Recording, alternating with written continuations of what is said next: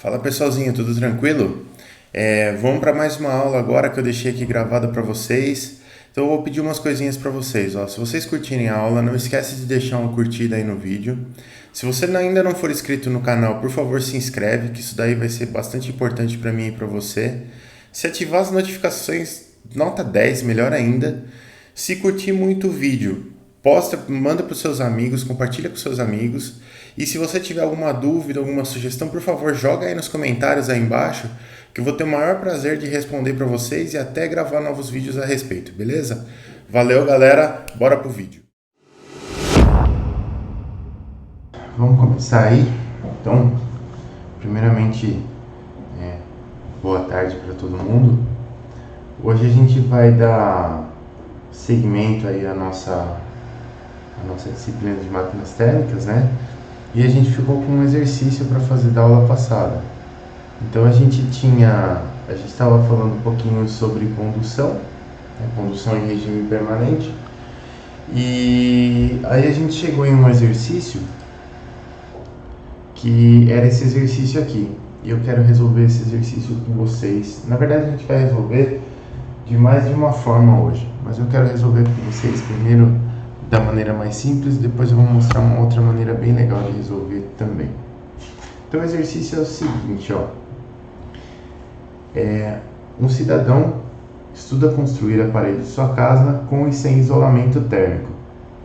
Sabendo que a temperatura interna da casa é de 25 graus Celsius e a externa é de menos 20 graus Celsius, e que as características da parede estão descritas abaixo, então tem uma seção da parede aqui.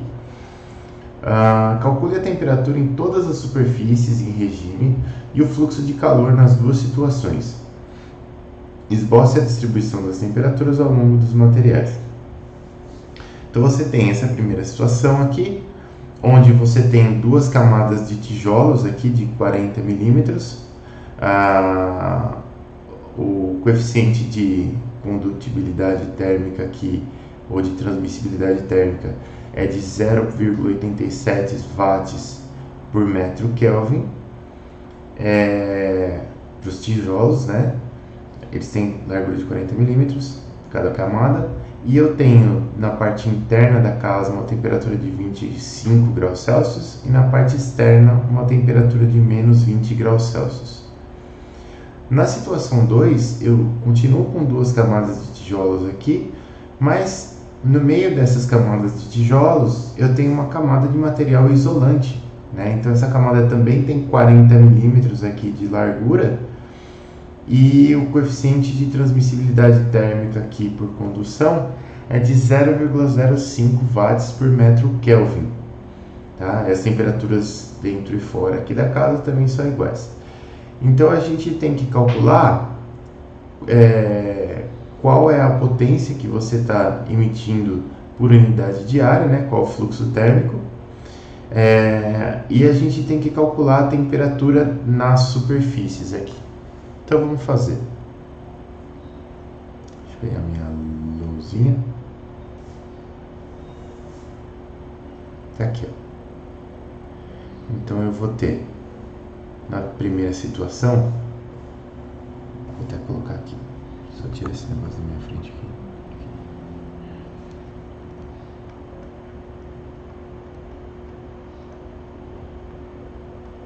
Oi?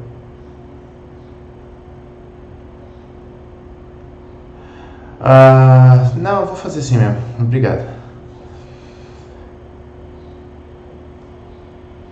Aqui, ó. Situação 1. Então a gente tem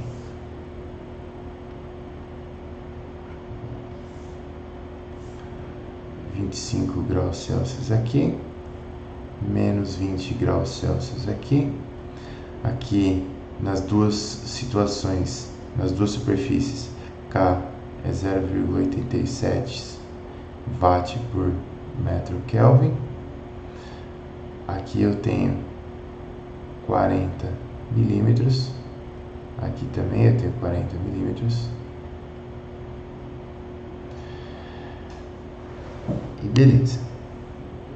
Então, como que eu resolvo isso daqui? Na verdade eu tenho que olhar para 3 temperaturas, né? Porque eu vou resolver isso aqui 2 vezes. Eu tenho a temperatura 25 graus Celsius aqui, eu tenho uma temperatura intermediária aqui no meio, que eu não sei quanto vale na interface aqui. Na verdade, se a gente pensar um pouco na teoria, a gente vai saber que é exatamente a metade aqui, né, da temperatura, mas vamos fazer como se a gente não soubesse. Vou chamar essa temperatura de T. E aí eu preciso aplicar a nossa lei lá da condutividade térmica para regime permanente. A lei ela dizia o seguinte, ó, a gente tem Q ponto, duas linhas, que é o fluxo térmico, né, potência por unidade de área, é igual a menos K, que multiplica ΔT sobre ΔL.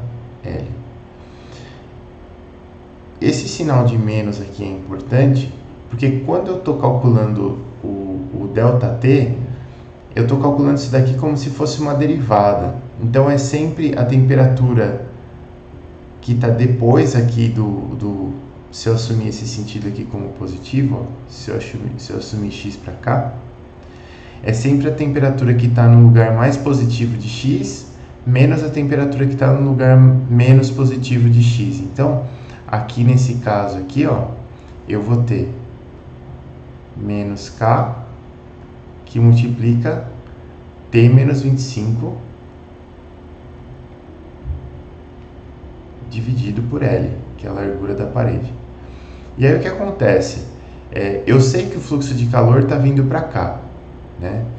E eu sei, se ele está vindo para cá, eu sei que essa temperatura T ela tem que ser menor do que 25 graus. Então esse número que está aqui é negativo, com o sinal de menos aqui, esse número todo fica positivo. Então o fluxo de calor ele vai ser positivo aqui na direção de x. Eu tenho que tomar muito cuidado com esse sinal de menos aqui, né? Porque a gente sabe intuitivamente que o calor vai fluir da superfície mais quente para mais fria, né? Não tem como evitar isso, mas quando eu estou usando essa fórmula, eu tenho que sempre, independente de qual superfície está mais quente e qual que está mais fria, se eu vou usar esse sinal de menos aqui, eu tenho que fazer a temperatura da superfície que está no lugar mais positivo de x, menos a temperatura da superfície que está no lugar mais negativo de x. Agora, se eu não estiver usando esse sinal de menos aqui, aí a gente sabe que o calor vai da superfície mais quente para mais fria.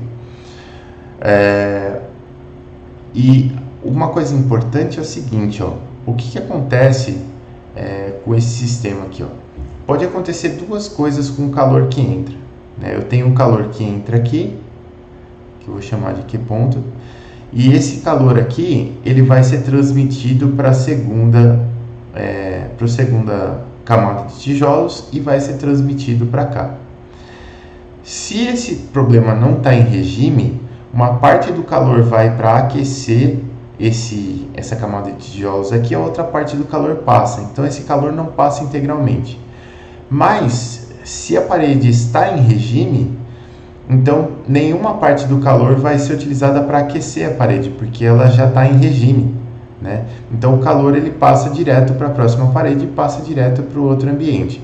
Então, como a gente está considerando o nosso problema aqui em regime, a gente está estudando a situação em regime, porque a gente não está interessado em saber quanto tempo a parede demora para aquecer, a gente só quer saber o que vai acontecer durante um tempo muito longo.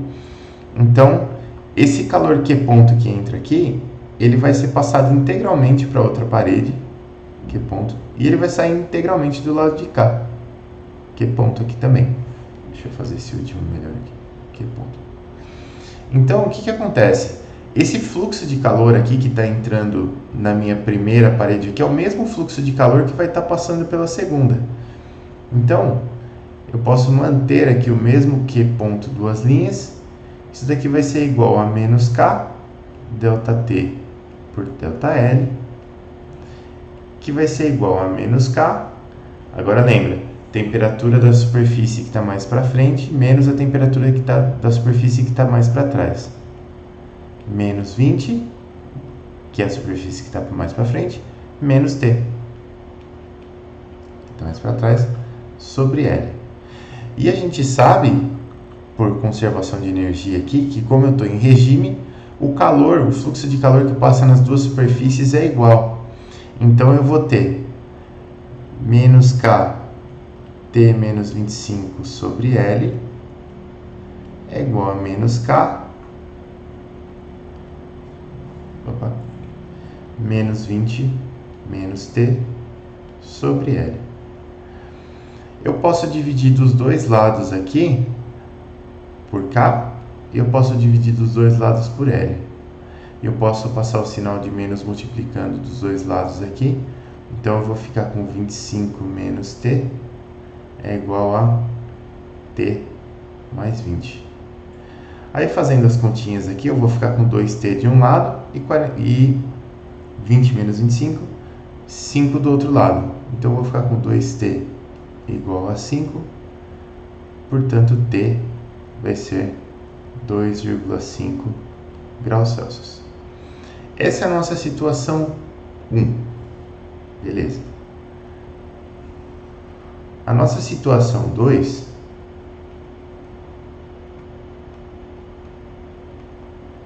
ela dizia o seguinte: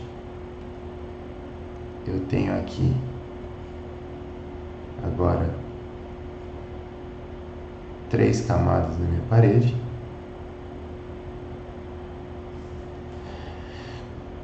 E para essas 3 camadas aqui, eu vou ter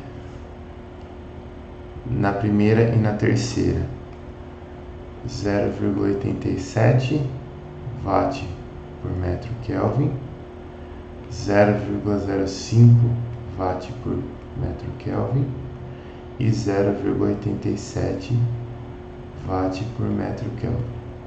Aqui eu tenho 40 milímetros, aqui também e aqui também, tudo 40 milímetros aqui.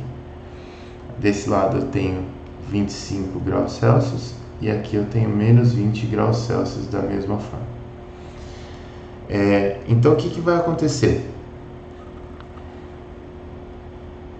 Aqui na primeira situação eu também não calculei o fluxo térmico, mas já eu calculo. Eu vou ter de novo as temperaturas intermediárias que eu desconheço. Então aqui eu vou ter uma temperatura T1 e aqui eu vou ter uma temperatura T2 que eu desconheço. Beleza. O fluxo térmico, de novo, é a mesma história. A gente está estudando o problema em regime permanente. Então eu vou ter um Q ponto que entra aqui. Esse Q ponto vai passar integralmente para a segunda parede. Esse Q ponto vai passar integralmente para a terceira parede. E esse Q ponto vai sair integralmente aqui do outro lado. Então eu tenho o mesmo fluxo de calor passando por todas as paredes aqui, ó. Como a gente já viu anteriormente, o que a gente tem? A gente tem o Q ponto duas linhas igual. Agora eu vou ter que diferenciar os K's aqui. Então eu tenho K do tijolo, menos K do tijolo, que multiplica T1 menos 25 sobre L. Eu tenho o mesmo fluxo aqui, vai ser igual ao K do isolamento, que eu vou chamar de KI, que multiplica menos T2 menos T1 sobre L e menos K do tijolo, que multiplica menos 20 menos T2 sobre L. Os L são iguais aqui nos 3 casos, né? Eu tenho o mesmo fluxo aqui para todo mundo. O que eu tenho que fazer? Isso aqui me dá um sistema de duas equações, né? Porque eu tenho duas igualdades aqui, então isso aqui me dá um sistema de duas equações. Eu posso tentar resolver esse sistema aqui, ó. E eu posso combinar quaisquer duas aqui para tirar as equações. Então, se eu combinar, vamos chamar esse aqui de termo 1, esse aqui de termo 2, esse aqui de termo 3. Se eu combinar 1 com o 3, que tem bastante coisa igual, vou fazer assim, 1 igual a 3, por exemplo. Então a gente vai ter menos kt sobre L T1 menos 25 igual a menos kt sobre L multiplica menos 20 menos T2. Então, como eu tenho kt sobre L dos dois lados aqui, eu posso cancelar esse kt sobre L. Então, a gente cancela isso aqui. E eu consigo reorganizar essa equação aqui. Então, eu posso ficar com T1 positivo aqui, o menos T2 passa para cá, fica mais T2. Então, eu vou ficar com T1 mais T2. E do lado direito, eu vou ter menos 20, já que estava aqui. Menos 25 passa para lá com mais 25. Então, vai ficar mais 25 menos 20, que é igual a 5. Isso é uma das equações. A outra equação a gente vai ter que passar um pouquinho mais para resolver. A outra equação, eu vou usar 1 e 2, por exemplo. Então, vamos fazer 1 igual a 2. Se eu fizer 1 igual a 2, o que eu vou ter? Eu vou ter menos kt sobre L, que multiplica T1 menos 25, é igual a menos ki sobre L, que multiplica T2 menos T1. Bom, ainda tem algumas coisinhas que dá para cancelar aqui, não que ajude absurdamente, mas o L eu posso cortar aqui dos dois lados e o resto eu vou ter que ajeitar na mão mesmo, né? Então o que eu tenho aqui? Eu tenho menos kt T1 aqui, menos ki com menos T1 vai dar mais ki T1. Se eu passar para lá, vai dar negativo. Então, menos kt mais ki T1. Aqui eu tenho menos ki T2. Passa para lá, eu vou ficar com mais ki T2.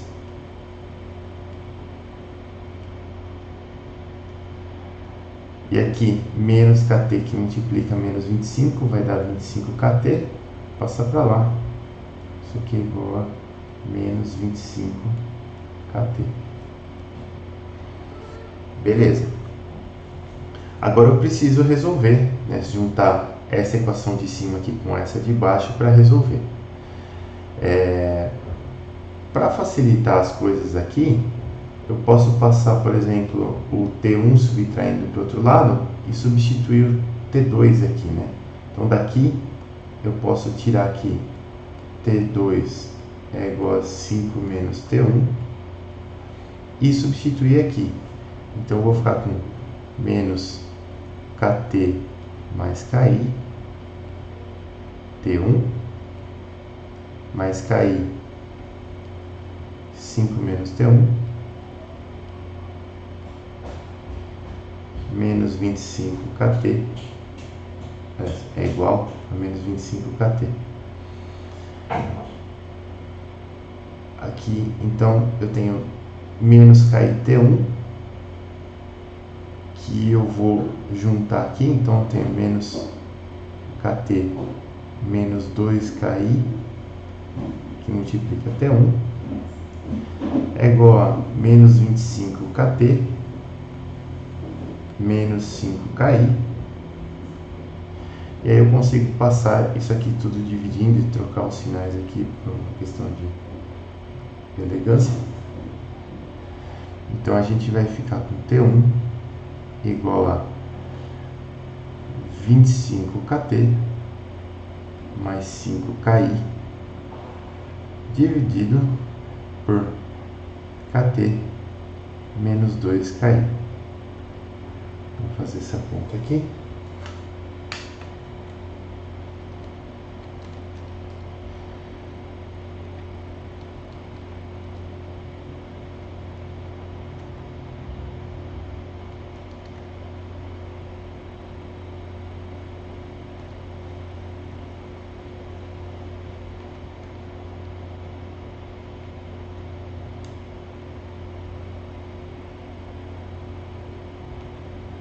se não tem uma coisinha errada aqui.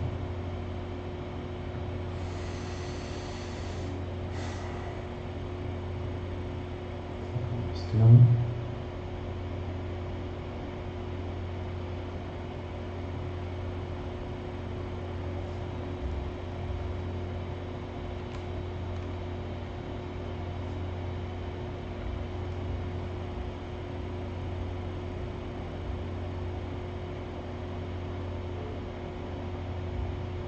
Aqui tá mais, aqui é menos, né?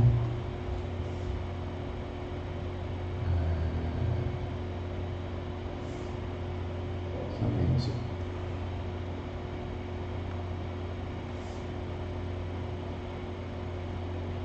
Ah, mas tá mais porque eu troquei o sinal de todo mundo, né? Aqui passou pra lá, ficou menos, aí eu troquei o sinal, ficou mais de todo mundo. Ah, isso aqui é um mais, ó.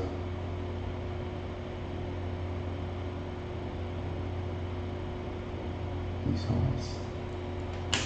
Então, 25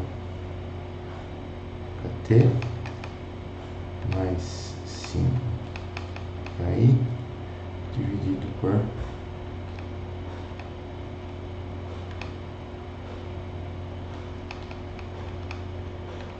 isso.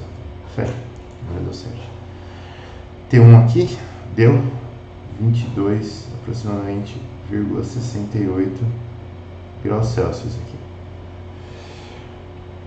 Resolvido T1, a gente sabe que 5 menos T1 vai dar o nosso T2, né? Então T2 é igual a 5 menos T1, que é 5 menos 11 aqui, menos 17,68 graus Celsius. Beleza, pessoal, resolvemos.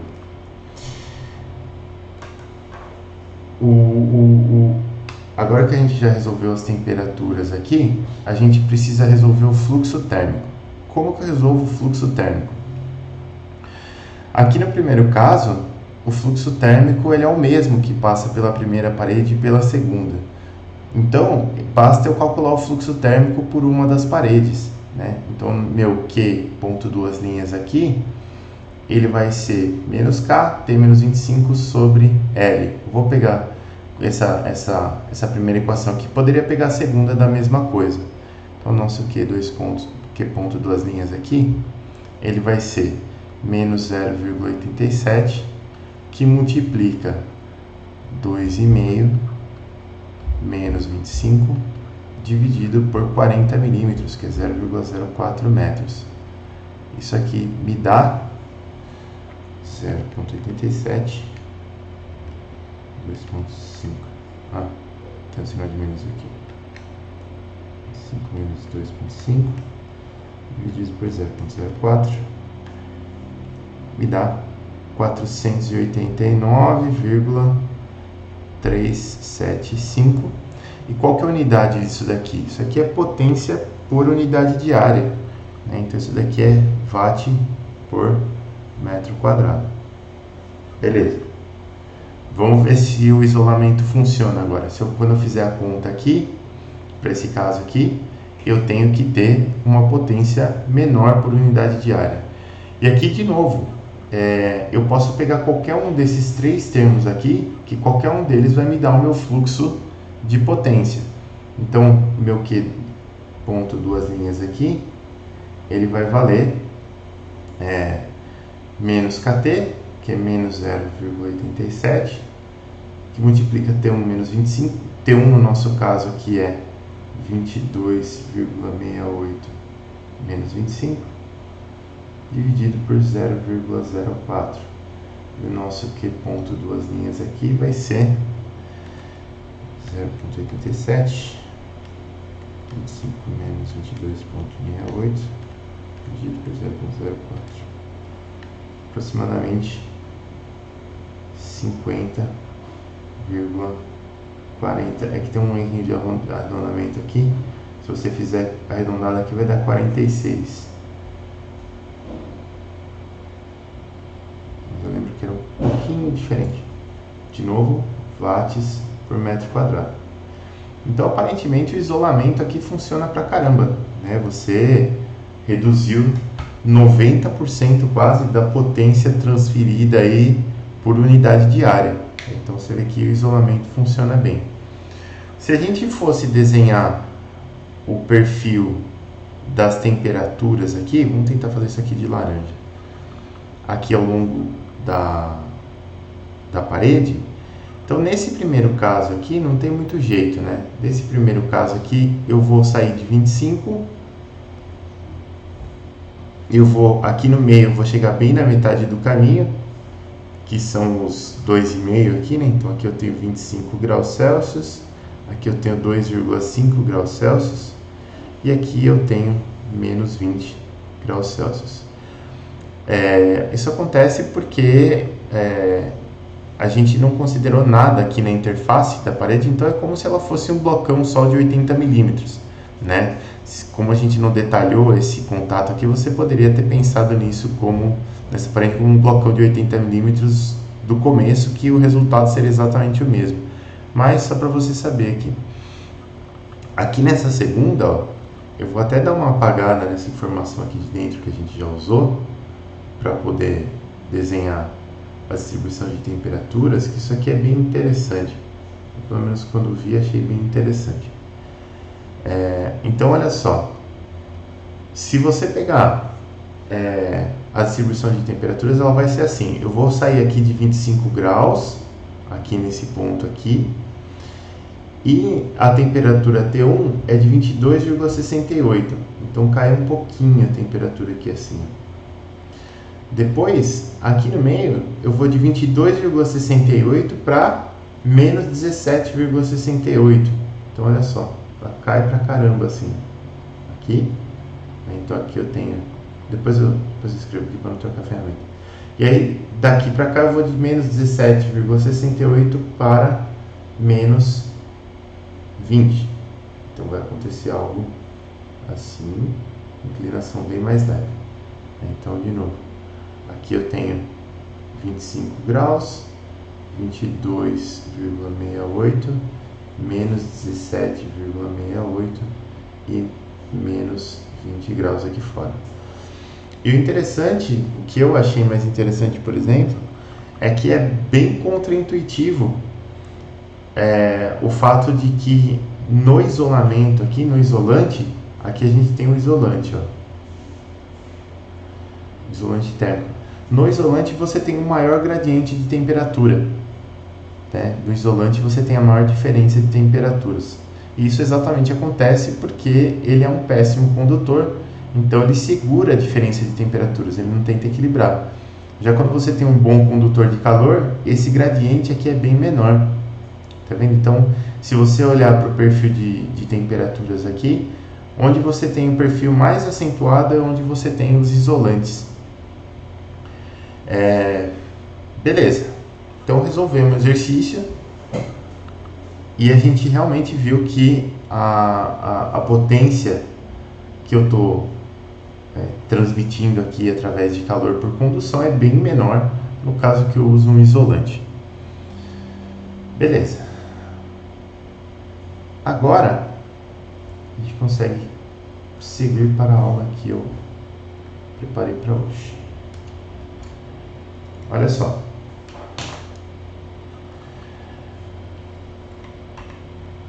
A gente vai falar um pouquinho... Pode falar.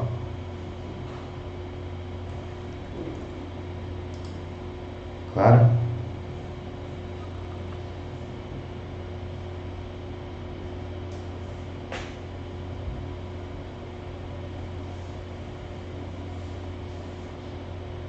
Beleza. Imagina. Então aqui.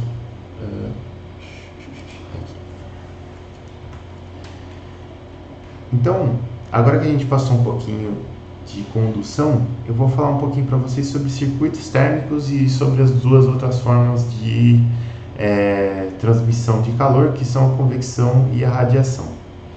O que é um circuito térmico, pessoal? Eu não botei uma boa animação aqui, eu precisava melhorar essa animação, mas vamos lá. Quando a gente tem a condução, o que acontece? condução em regime permanente. A gente está usando essa formulinha aqui que a gente acabou de usar para resolver o exercício, né? Que é ponto duas linhas, que é o fluxo de calor, que é potência por unidade de área, é menos K delta T sobre L. Bom, se eu quiser tirar essas duas linhas daqui, é só deixar a área explícita, né? Porque isso daqui é potência transmitida por área. Posso passar a área multiplicando para lá e eu vou ter só o Q ponto, que é potência mesmo, isso aqui é energia por unidade de tempo só, é igual a menos K, que multiplica a área da superfície que está conduzindo aí, que multiplica a diferença de temperaturas dividido pelo comprimento do elemento condutor. O que eu posso fazer com isso? Eu posso isolar esse termo ΔT aqui nessa equação e reescrever ele dessa forma. Por que isso aqui é interessante? Porque eu tenho um termo aqui que é de fluxo, né? Isso aqui é fluxo de potência. Aí eu tenho alguma coisa que está multiplicando esse fluxo e eu tenho um outro termo aqui que ele funciona mais ou menos como um potencial, né? A gente tem a temperatura e as temperaturas elas são constantes ali dos dois lados da parede, né? Então a gente está entendendo essa temperatura como um potencial. E a gente pode comparar isso daqui com a lei de Ohm, que todo mundo já conhece. Eu, quando aprendi essa lei aqui, no lugar do V tinha um U, então na minha cabeça tem algo do tipo U igual a RI, mas vocês devem lembrar dessa lei aqui como V igual a RI, né? Então a tensão num resistor qualquer é a resistência do resistor que multiplica a corrente elétrica. E o que isso tem a ver com calor? Repara que aqui eu tenho uma unidade de fluxo, aqui é fluxo de carga elétrica, né? Então é ampere, é coulomb por segundo. Aqui eu tenho algo que multiplica esse fluxo também, e aqui eu tenho um potencial, que é o potencial elétrico. Então o que acontece? Esse R aqui ele vai ser uma resistência ao fluxo elétrico, né? Uma resistência aplicada no fluxo elétrico aqui. Da mesma forma que esse termo aqui, ó, L sobre Ka, que veio dessa equação aqui de cima, ele pode ser entendido como a resistência que o calor tem para fluir por dentro desse material que eu quero que ele flua, tá? Então, se você comparar diretamente essa lei aqui da condução com essa lei de Ohm, olha só que interessante. A gente tem a tensão aqui igual ao menos ΔT, e eu já vou falar desse sinal de menos, a gente não deve se preocupar muito com ele. Eu tenho o fluxo de corrente sendo equivalente ao fluxo de calor, aqui a potência transmitida, e eu tenho a resistência sendo equivalente a esse termo L sobre Ka. Pelo fato desse L sobre Ka representar essa resistência de um resistor num circuito elétrico equivalente, a gente chama esse termo de L sobre Ka de resistência térmica.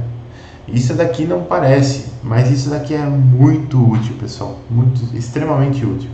Então isso aqui facilita muito a nossa visão da transferência de calor entre coisas, superfícies e tudo mais. Então olha só, eu estou com um problema nas minhas animações aqui, que eu achei que elas estavam funcionando.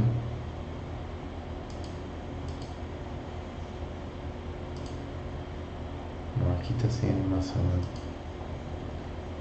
Aqui já está com animação. Então, desculpa aí, pessoal. Então eu tenho um diagrama elétrico aqui, ó. Deixa eu só um momento. Isso aqui vai facilitar a minha explicação.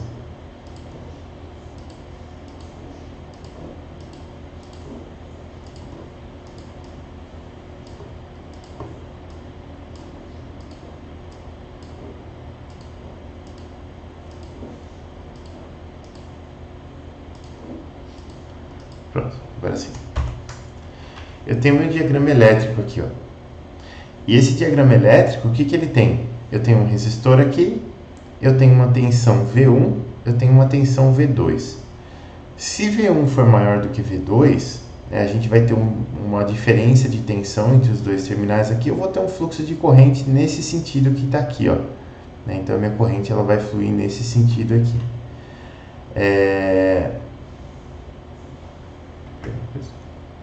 Eu não coloquei a resistência do resistor aqui. Aí como que vai funcionar isso daqui? eu tenho a diferença de resistência a diferença de tensão entre esses dois terminais aqui, que é dada por V1 menos V2. Isso daqui vai ser igual à resistência do meu resistor R, que multiplica o meu fluxo de corrente I. E é importante você notar que ele está nessa direção se V1 for maior do que V2. Repara que se V1 for maior do que V2, esse termo aqui dá positivo. Se V1 for menor do que V2, esse termo está negativo, significando que a corrente está para o outro lado. Tá? Então existe uma coesão entre essa ordem de V1 e V2 aqui e esse sinal da corrente. Eu posso isolar a corrente elétrica aqui, e aí eu vou ter que a corrente elétrica é V1 menos V2 sobre R. Quando eu vou lá para a parte térmica, né, que a gente está fazendo essa correlação entre a parte elétrica e a parte térmica, eu tenho isso daqui. Eu tenho uma temperatura T1, uma temperatura T2 e um fluxo de calor Q por uma superfície aqui que tem, por um material aqui que tem um coeficiente de transmissibilidade K. Que, interessantemente, eu também não coloquei, igual eu não coloquei o R aqui. Aí o que acontece? Eu sei que se a temperatura T1 for maior do que T2, esse fluxo de calor aqui vai ocorrer nesse sentido da esquerda para a direita. E se T2 for maior do que T1, ele vai ocorrer ao contrário. Quando eu for fazer a continha, eu vou aplicar a fórmula lá. Então, sem duas linhas aqui, a minha área está aqui, ó. Então, eu tenho aqui a potência de calor conduzido aqui é menos Ka sobre L, T2 menos T1. Lembra? Temperatura que está mais adiante no eixo X, menos temperatura que está menos adiante. Se eu passar esse sinal aqui para dentro, o que vai acontecer? Eu vou ficar com T1 menos T2. Esse termo todo aqui vai ficar positivo se T1 for maior do que T2. E se isso aqui for positivo, quer dizer que realmente, quando T1 é maior do que T2, o fluxo está para a direita. E quando T2 é maior do que T1, o fluxo está para a esquerda. Então, de novo, tem essa coesão aqui. E se eu isolar esse Q ponto aqui, eu vou obter isso aqui, ó, já passando esse menos para dentro, eu vou obter que T1 menos Q ponto é T1 menos T2 que divide L sobre Ka. Repara que aqui eu tenho V1 menos V2 e aqui eu tenho T1 menos T2. Então eu não vou precisar fazer nenhum malabarismo lá no meu diagrama elétrico equivalente a um diagrama térmico. É só eu colocar uma temperatura aqui, a outra temperatura aqui, o resistor com o valor da resistência térmica desse material aí, que no caso aqui é L sobre Ka, dessa parede, que quer que seja que esteja transmitindo calor aí, e resolver a corrente para encontrar o circuito térmico, para encontrar o fluxo de calor aqui. Então, essa abordagem aqui ela fica bem simples. Se a gente olhar para o problema que a gente acabou de resolver, olha só. Na primeira situação lá, eu tenho as duas temperaturas, TA e TB, e eu vou ter o quê? Eu vou ter duas resistências em série, uma para cada porção de parede de tijolos lá. Então, eu vou ter uma vez a resistência dos tijolos aqui, uma vez a resistência dos tijolos aqui, e eu vou ter o mesmo fluxo passando pelas duas resistências. Até aí não mudou nada, só mudou o desenho aqui. Como que eu vou resolver isso? Primeiro eu vou calcular a resistência dos tijolos, que é essa resistência térmica que é L sobre Ka. Como a gente não tem o valor da área lá, vai ficar esse Azinho sobrando aqui embaixo, mas não tem problema. Eu vou ficar com 0,046 sobre A aqui como a resistência dos tijolos. Qual que é o próximo passo? O próximo passo é encontrar a resistência equivalente desse circuito aqui. Então, dois resistores em série, a gente soma a resistência, soma as resistências. Então, a resistência equivalente vai ser duas vezes a resistência dos tijolos, que é 0,092 sobre A. Beleza. E agora, o que eu faço? Agora, eu vou resolver o fluxo térmico aqui, ó. Então, eu sei que o fluxo térmico, ele vai ser o quê? Ele é uma corrente. A corrente, ela é a tensão sobre a resistência. Então, eu tenho TA menos TB dividido pela resistência equivalente. Se eu fizer TA menos TB dividido por essa resistência equivalente aqui, eu vou obter os meus 489,375, só que multiplicados por A aqui, né? Porque o A é um denominador do denominador aqui, ele vai subir para o numerador. Mas repara que aqui eu calculei o Q ponto, calculei a potência. Se eu quiser o Q ponto por unidade de área, eu vou ter que dividir por esse A aqui. Então, dividindo por A, eu vou ter o Q ponto duas linhas igual a 489,375 watt por metro quadrado. No caso da segunda situação, é a mesma coisa. Só que aqui a gente tem, agora a gente tem 3 resistores aqui. Continuo tendo as temperaturas A e B. E agora o valor dos resistores é diferente. Eu tenho 2 vezes os resistores dos tijolos aqui, né? A resistência térmica dos tijolos. E no meio eu tenho a resistência térmica do isolamento, do isolante, né? Então o que eu vou ter que fazer? Eu vou ter que, bom, eu sei que o fluxo é o mesmo para os 3, né? Mesmo da mesma forma que quando eu estou resolvendo um diagrama elétrico lá, a corrente que passa pelos 3 resistores aqui vai ser exatamente a mesma. Então aqui, isso aqui não muda. A resistência do isolamento ela é diferente da resistência dos tijolos. A resistência dos tijolos eu já calculei aqui, deu 0,046 sobre A. E a resistência do isolamento ela é 0,8 sobre A. Repara que ela é muito maior do que a resistência dos tijolos. E aqui sim dá para a gente ter uma ideia um pouco mais física, né? Pelo menos se você pegar o K do isolante aqui, ele é 0,05 e o K dos tijolos é 0,87. Então, como eu sei que o K é a transmissibilidade térmica, quanto maior o K, mais fácil é passar o calor. Então, menos isolante é o meu material. Então, fica algo meio contraintuitivo, né? Agora, se você olhar para a resistência é muito fácil de entender. Né? Quanto maior a resistência, menos calor vai passar. E aqui, ó, tem uma resistência bem baixinha para os tijolos e eu tenho uma resistência alta para o meu isolante aqui, 0,8 dividido por A. Bem maior do que 0,046 dividido por A. Então, a gente tem aqui, só de olhar para a resistência, a gente sabe que isso aqui é um isolante. Fica muito mais fácil de entender. Depois eu tenho que calcular a resistência equivalente desses 3 resistores aqui. Essa resistência equivalente, ela vai ser a soma dos resistores, porque eles estão em série, né? Então eu tenho 2 vezes a resistência dos tijolos aqui, mais a resistência do isolante. Se a gente somar tudo, dá 0,892 dividido por A. Beleza, agora eu vou aplicar a formulinha do Q ponto da mesma forma, como eu aplicaria a lei de Ohm, né? Então eu tenho que a corrente, ela vai ser a tensão, que é TA menos TB, dividido pela resistência elétrica. Então está aqui, que é TA menos TB dividido pela resistência elétrica equivalente. E se a gente fizer a continha aqui, isso daqui dá os mesmos 50 lá deu 50,46 por causa do arredondamento. Se fizer direitinho dá 50,451. Isso aqui não é ampere, pelo amor de Deus, isso aqui é área. Então eu posso dividir por unidade de área aqui, e eu vou ter o meu Q ponto das linhas igual a 50,451 watts por metro quadrado, igual a gente obteve anteriormente. Só que a resolução ela é muito mais simples, né? Muito mais direta de fazer. Lógico que aqui a gente também não calculou as temperaturas, mas se eu quisesse calcular as temperaturas, de novo, era a mesma coisa, só usar a lei de Ohm, né? Uma vez que você calculou a corrente, você vem aqui, coloca uma temperatura desconhecida e calcula a temperatura T1, calcula a temperatura T2, aqui calcula a temperatura T, sempre utilizando lei de Ohm simplesinha, V igual a RI, resolve. Então, nessa área de transferência de calor, vocês vão encontrar muito esses modelos elétricos equivalentes aqui, porque isso aqui torna as coisas muito práticas, né, e representa muito bem aqui o fluxo de calor.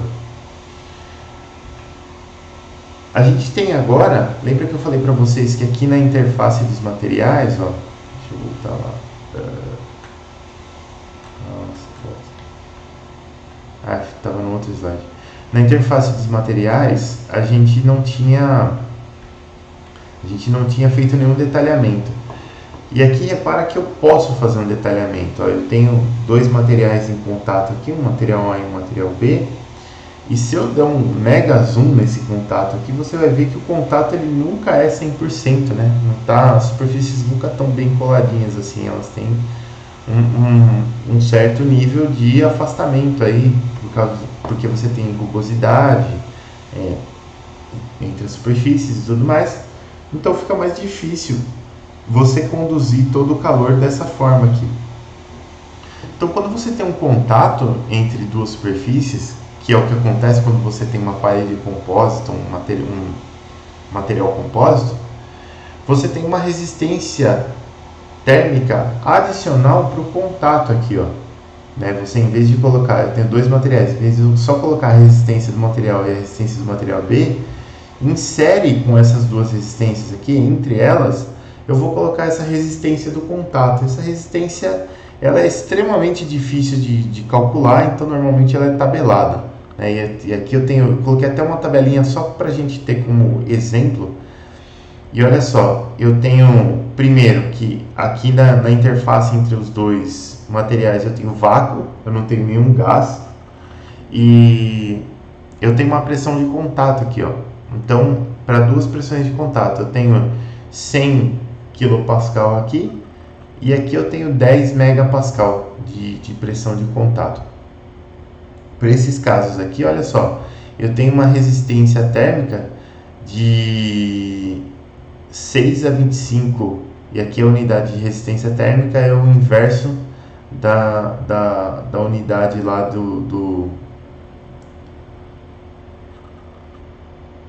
Na verdade eu não passei ainda da unidade do H aqui para vocês, mas a gente vai ver o H já.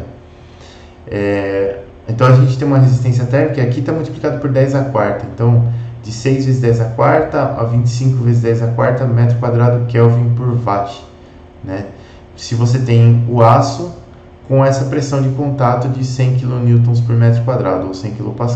Se você aumenta essa pressão aqui, o que acontece? Essa resistência térmica aqui diminui, porque você está reduzindo esse gap aqui, você está criando mais áreas de contato entre os materiais, então isso daqui vai reduzir essa resistência térmica.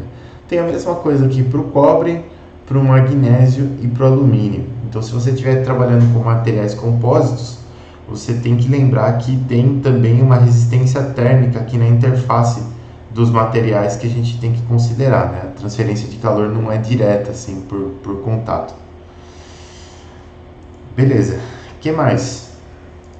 A gente consegue dar uma olhadinha em convecção agora, pessoal. Pode falar.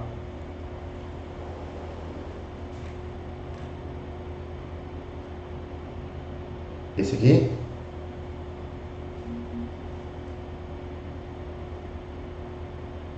Imagina. Beleza. Então aqui a gente tem convecção. Pessoal, o que é convecção? Lembra lá.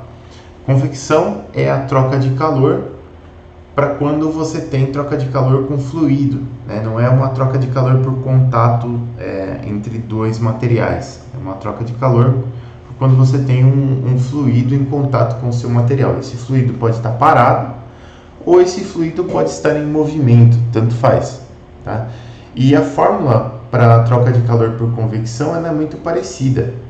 Né? Então, tem alguém com o microfone aberto aí, pessoal? Se puder dar uma verificada aí, estou dando uns estalinhos aqui. Então, o processo de troca de calor por convecção, ele tem uma fórmula muito parecida com aquela fórmula lá que a gente tinha para condução. Lógico que não tem o L aqui embaixo, porque o L não faz mais muito sentido, mas a gente tem um processo de troca de calor por convecção que pode ser dado por essa fórmula aqui, ó. Eu tenho Q ponto duas linhas, que continua sendo o nosso fluxo de calor, que é potência de calor transmitido por unidade de área. Então tá aqui. A gente tem esse H aqui. Esse H, agora sim você vai saber o que é o H. O H ele é o coeficiente de transferência de calor convectiva. Ele é um coeficientezinho que vai dizer o quanto de calor você consegue transmitir. E ele é dado em watt por metro quadrado Kelvin.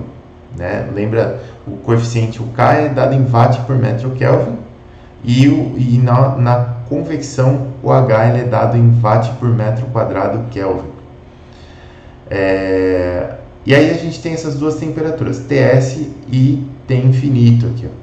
TS ela é a temperatura da superfície e ela pode ser dada em Kelvin ou graus Celsius, então você pode usar uma escala absoluta ou uma escala relativa para calcular essa temperatura aqui, ou para usar essa temperatura nos seus cálculos. E você tem essa temperatura T infinito aqui, que é a temperatura do fluido, que é a temperatura do ambiente, tá?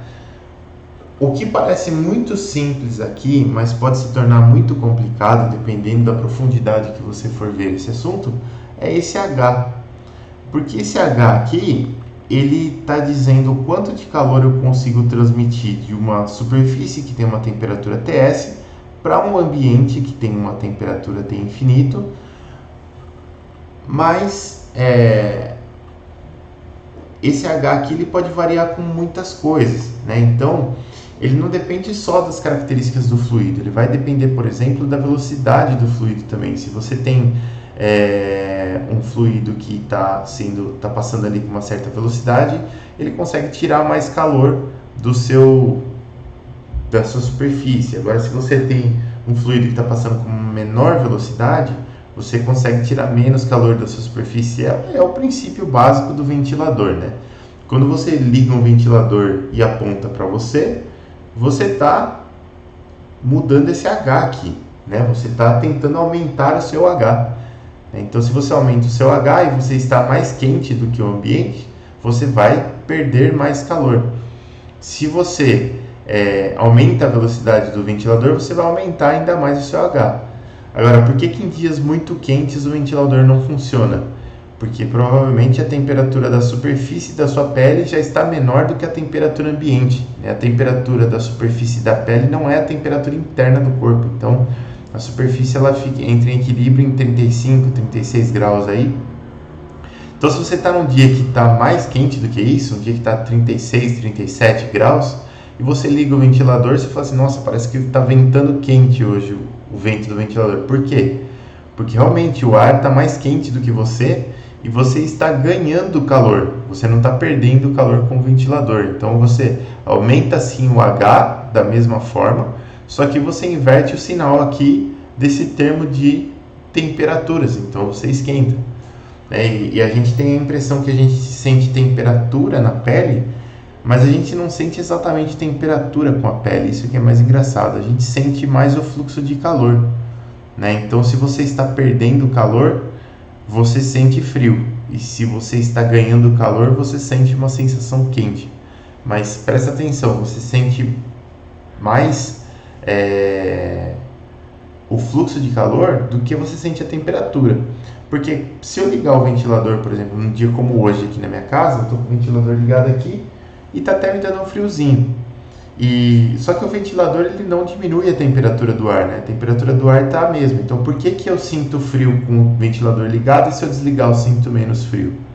É porque, na verdade, eu não estou sentindo a temperatura, eu estou sentindo o calor que está saindo do meu corpo. Estou sentindo que eu estou perdendo calor. Então, essas coisas são muito engraçadas, assim. Acho muito divertido ficar pensando nessas coisas aí. E isso daqui varia bastante, né? Esse H, ele varia com o calor específico do fluido, com a densidade do fluido, com a velocidade do fluido. Se for ar, vai variar até com a umidade do ar, varia com a geometria da superfície de contato, né? Se você tem rugosidade, se você não tem, varia com um monte de coisa. Então, esse H aqui é algo que realmente depende de todas as condições, né? O H ele nunca vai ser algo constante e bonitinho. E, até por isso, se você precisar de uma excelente estimativa do H, provavelmente você vai obter ela experimentalmente, né? Você vai ter que medir isso daqui, porque só calcular não vai te dar uma estimativa tão boa. Seguindo aqui, pessoal, ainda falando de convecção. Você pode, né, fazer algumas tentativas de aumentar o seu H. Né? Você pode querer aumentar o seu H de alguma forma. Se você acha que seu H não está bem servido, você precisa aí aumentar o seu H. Então você poderá fazer algumas coisas para aumentar o seu H. Uma delas é criar essas aletas aqui, ó, tá vendo? Isso daqui, essas aletas aqui, elas têm um efeito de aumento de superfície, né? Então, se você tomar como base só a superfície que você tinha, na verdade você entra com um fator geométrico aqui e você aumenta o H.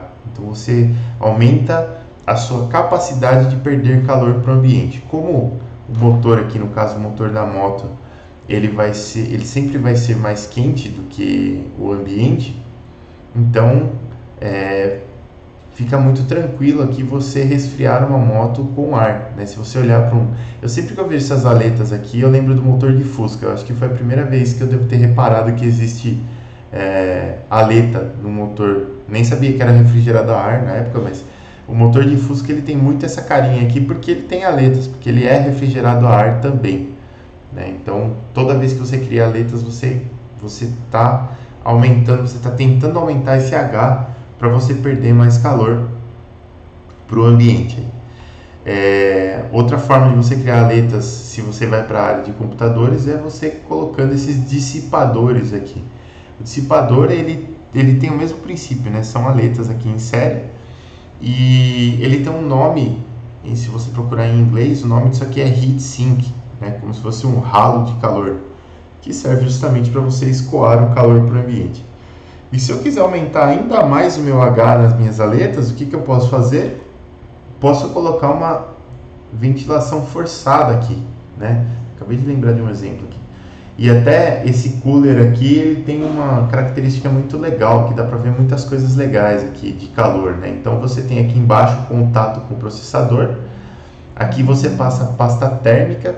Por que você passa a pasta térmica? Justamente porque você vai ter o contato entre duas peças e você quer melhorar a transmissão de calor nesse contato, ou seja, você quer reduzir a resistência térmica de contato. Então você vai passar essa pasta térmica.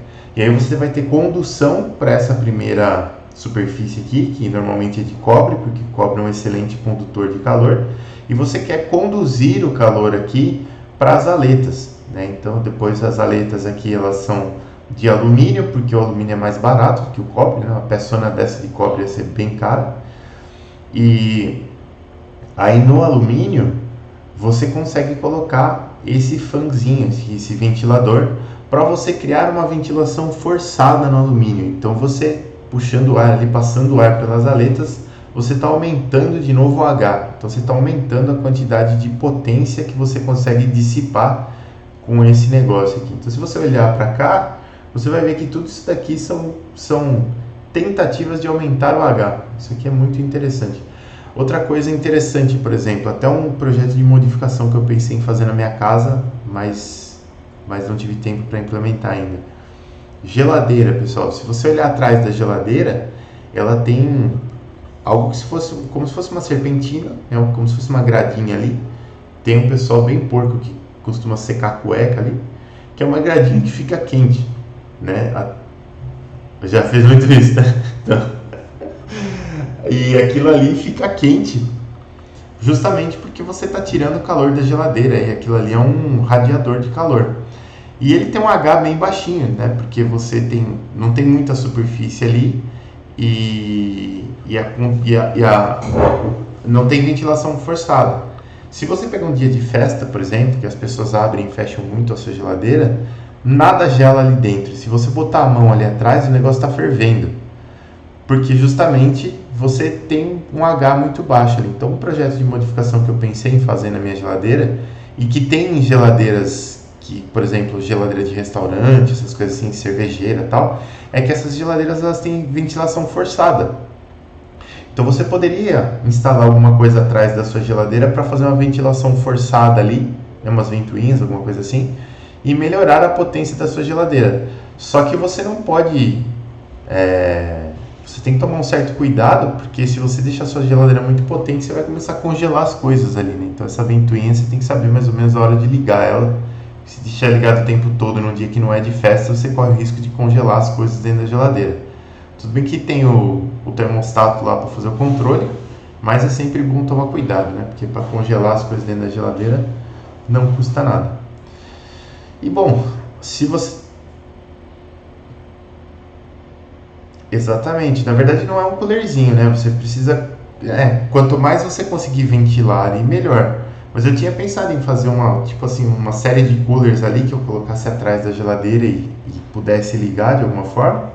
E beleza, para circular mais ar ali para aumentar o H da minha geladeira. E num dia de festa, para mim que sou uma pessoa que gosta de cozinhar, por exemplo, seria bem bacana. Porque sempre acontece assim, né? Eu tenho geladeira em casa, aí eu cozinho para as pessoas e faço a festa. E aí tem coisa na geladeira que está congelando, né? Alguma sobremesa que eu fiz, algo que está congelando. E também tem bebida que as pessoas querem pegar gelada na geladeira. Então a pessoa fica abrindo e fechando a geladeira para pegar a bebida não gela e a sobremesa não congela, né? Então eu já comprei um cooler para ajudar nisso daí, então a bebida eu deixo no cooler em um outro canto da casa, mas mesmo assim, né? Enfim, problemas térmicos do cotidiano. Oi. Ah, tem essas coisinhas, né? Eu já vi uns esquemas com papel, com. Enfim, tem uns esqueminhas, depois eu dou uma olhada lá. É, bom, beleza, pessoal. E aí, vamos dizer, se você estiver bem servido de H, se você tiver com o seu H aí impressionando todo mundo, você quiser diminuir o seu H, que tem situações que a gente quer diminuir o H também, tem como. Então, se você olhar para piscinas, por exemplo, olha só, tem algumas piscinas que são aquecidas, né? Ela pode ser aquecida com aquele sisteminha solar que não gasta energia elétrica, ou ela pode ser aquecida com algum outro sistema aí que gaste energia elétrica ou algum outro tipo de energia que você põe, não tem problema. E a maior fonte de perda de calor da energia é justamente pela superfície, né, com o ambiente. Então, se você quiser diminuir isso, o que você tem que fazer? Você tem que colocar uma lona na sua piscina, e essa lona é uma lona térmica, né? Então, normalmente ela é uma lona que ela tem ar dentro. E o ar ele já é um bom isolante térmico. Então, se você deixa essa lona em cima da sua piscina, ela vai fazer um isolamento térmico, você vai perder menos calor para o ambiente e aí você consegue deixar a sua piscina um pouco mais quentinha para o momento que você for usar ela. Tá? Então, isso aqui é uma tentativa de diminuir o H. Uma outra tentativa bem interessante de diminuir o H que eu gosto bastante é essa bolachinha aqui. Não sei, quem foi para a Alhambra já viu isso daqui? Deve ter por aí, mas não sei se vocês se interessam. Eu que sou uma pessoa um pouco mais velha me interesso por isso. Essa bolachinha aqui é uma bolachinha holandesa, se chama Stroopwafel. Não sei se eu falei totalmente correto a pronúncia, mas tem para vender, isso aí você acha. Em Alhambra você acha muito, porque ela é holandesa, mas em outros lugares também você acha. Essa massinha aqui ela é uma massinha bem crocante, no meio ela tem um caramelo. E aí você coloca isso daqui em cima da sua xícara de chá, ou de café, que seja. Então qual que é a ideia aqui? Quando você coloca essa bolachinha aqui, você primeiro reduz a velocidade com que o seu chá esfria, né? Você tem que lembrar que lá na Holanda, uma época do ano, é muito frio. Então você reduz a velocidade que o seu chá esfria e ao mesmo tempo você aquece o caramelo que tem dentro dessa bolachinha, que ele fica... qual é a palavra? Ele fica cremoso. Ele dá uma derretidinha assim, ele fica cremoso. Aí essa bolachinha fica gostosinha de comer.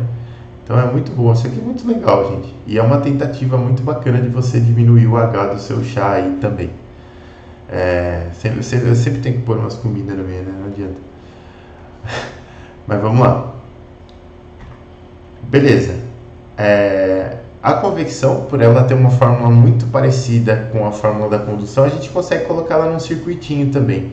Então, se eu calcular o Q ponto, que é a potência de calor transmitido, então tirei duas linhas aqui e coloquei o A aqui em evidência, né? Eu posso mexer um pouquinho nessa fórmula aqui, só passar esse HA para o denominador, vai ficar 1 sobre HA aqui embaixo, e aqui em cima TS menos T infinito. Então, o que vai acontecer aqui? Eu tenho a convecção em circuito, ela vai ter como resistência térmica esse termo 1 sobre HA aqui, ó, né? Então você vai ter uma superfície, essa superfície tem uma temperatura TS, ela está perdendo o calor para um determinado fluido a uma potência Q ponto, esse fluido tem uma temperatura T infinito. Como que eu represento isso daqui no diagrama elétrico? Eu represento isso aqui assim, ó. Eu vou ter uma resistência, a temperatura TS está de um lado da resistência, T infinito está do outro. Você tem que saber que o seu fluxo de calor ele vai da temperatura mais alta para mais baixa. Então, se isso aqui está aquecendo em vez de esfriar, as temperaturas aqui vão estar ao contrário, né? Ou a sua setinha aqui vai estar ao contrário, tanto faz. Mas a resistência para a convecção aqui, ela é sempre de 1 sobre HA, a resistência térmica, né? Então, 1 dividido pelo coeficiente de transmissibilidade térmica por convecção, que multiplica a área da superfície aqui que está sofrendo convecção. Aí aqui, ó, se a gente olhar eu tenho uma parede aqui de material compósito, aqui a gente não está especificando ainda as resistências aqui das interfaces, mas eu consigo mostrar aqui para vocês já um exemplozinho, sem fazer exercício, por isso que eu quis colocar isso daqui, onde você tem condução e convecção simultaneamente, tudo no mesmo diagrama elétrico, né? Então eu tenho uma temperatura T infinito 1 aqui, passando pelo pela minha superfície aqui, ela está trocando calor via convecção com essa interface aqui, então eu tenho uma resistência aqui que é 1 sobre H1A, depois em A, B e C eu tenho condução, então eu tenho L sobre Ka para A, para B e para C, e aqui no final eu tenho convecção de novo, então eu tenho 1 sobre HA nessa última resistência aqui, e repara que ficam 5 resistências em série, que mostram exatamente como que o seu calor está entrando aqui de um lado e saindo do outro lado aqui. Alguém ia falar alguma coisa aí, pessoal? Eu acho que eu vi alguma coisa aqui. Não? Beleza. Depois sobrou um pouquinho de radiação, pessoal. Pelo adiantado do horário, eu vou deixar a radiação para a próxima aula. Aí a gente entra em radiação e já avança nos outros assuntos aí. Já vamos